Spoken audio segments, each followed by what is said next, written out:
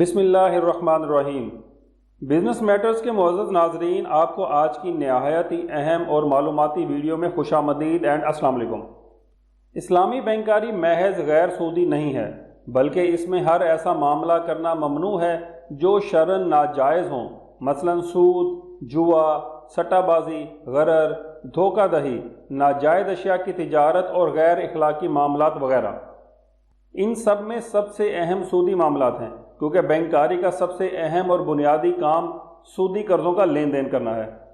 Banking کی اصطلاح میں عوام الناس بینکوں میں رقوم ڈپازٹ کراتے ہیں، اسے بینکوں کی ذمہ داریوں یعنی کہ لائبلٹیز سے تعبیر کیا جاتا ہے، اور بینک یہ جمع شدہ رقوم لوگوں کو قرضہ پر دیتا ہے اور اس پر سود یعنی کہ انٹرسٹ کماتا ہے۔ اسے بینکاری کی اصطلاح میں بینک کے اثاثے یا ایسٹس کہا جاتا ہے۔ عموماً بینکوں میں مذکورہ دونوں کاموں میں سود کا عنصر پایا جاتا ہے۔ اس میں سود کیسے پایا جاتا ہے، اس کا جواب دینے سے قبل ہمیں سود کو سمجھنا ہوگا۔ سود عربی زبان کے لفظ ربا کا ترجمہ ہے۔ لفظ ربا عام اور سود خاص ہے، یعنی کہ سود ربا کی ایک قسم ہے، کیونکہ ربا کے بنیادی طور پر دو قسمیں ہوتی ہیں۔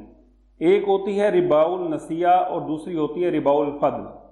ربا النسیہ سے مراد ادھار یا قرض کا سود، اور ربا الفضل سے مراد زیادتی کا ربا۔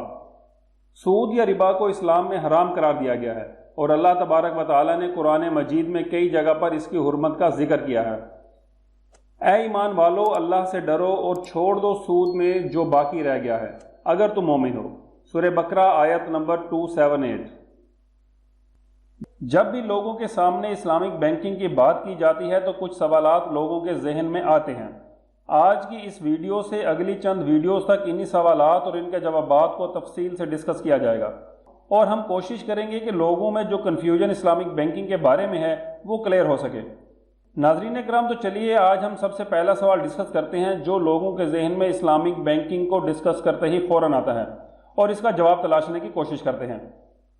موجودہ اسلامی بینکاری پر جو سب سے زیادہ اعتراض کیا جاتا ہے وہ یہ کہ سودی بینکاری کی طرح اس میں بھی تمویل یعنی کہ فائنانسنگ متعین نفع پر ہوتی ہے، جبکہ ان کے خیال کے مطابق اسلام میں متعین نفع نہیں کمایا جا سکتا۔ تو چلیے اس کا جواب آپ کو بتاتے ہیں۔ یہ اعتراض سرے سے غلط ہے، کیونکہ پہلی بات تو یہ کہ اسلامی بینکاری میں تمویل یعنی کہ جو فائنانسنگ ہے ہمیشہ فکس ریٹ پر نہیں ہوتی ہے، بلکہ اس پر مبنی ہے کہ وہ تمویل کا کون سا طریقہ استعمال کر رہا ہے۔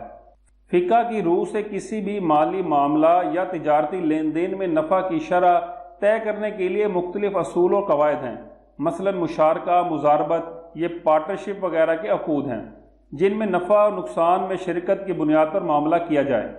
وہاں کسی بھی شریک پارٹنر کا نفع پہلے سے متعین یعنی کہ پری ڈٹرمنڈ نہیں ہو سکتا۔ اس میں حقیقی نفع میں ہی شرکت ہو سکتی ہے، جبکہ بعض دوسرے عقود یا معاملات میں نفع پہلے سے متعین ہونا ضروری ہے، مثلا خرید و فروخت یا کرایہ داری کے معاملات جن میں مراہبہ، اجارہ، سلم اور استثناء وغیرہ کے وہ معاملات شامل ہیں جن کے عموماً اسلامک بینکنگ سر انجام دیے جاتے ہیں۔ ان میں نفع کا پہلے سے متعین ہونا ضروری ہے۔ اگر ان میں نفع پہلے سے متعین نہ ہو تو وہ شرعی اصول کے تحت غرر یا جہالت فی الثمن یعنی کہ انسرٹینٹی کے تحت ناجائز ہوں گے۔ لہذا اگر بینک خرید و فروخت یا کرایہ داری سے متعلق معاملات کریں تو ان کا نفع پہلے سے متعین ہونا ضروری ہے۔ لہذا ان معاملات میں نفع کے متعین ہونے میں نہ صرف کوئی قباحت نہیں ہے، بلکہ ان میں نفع کا متعین اور معلوم ہونا ضروری اور لازمی ہے۔ اس کے بغیر عقد یعنی کہ معاملہ جو ایگریمنٹ جو ہے وہ فاسد ہو جائے گا۔ ناظرین کرام، امید کرتا ہوں کہ آج کی ویڈیو آپ سب کو ضرور پسند آئی ہوگی۔ اب آپ سے اگلی ویڈیو میں ایک نئے سوال اور اس کے جواب کے ساتھ ملاقات ہوگی۔ تب تک کے لیے مجھے اجازت دیجیے اس دعا کے ساتھ کہ اللہ پاک ہم سب کو دنیا اور آخرت کی بھلائیاں عطا فرمائے، آمین۔ اللہ حافظ۔ پاکستان زندہ باد۔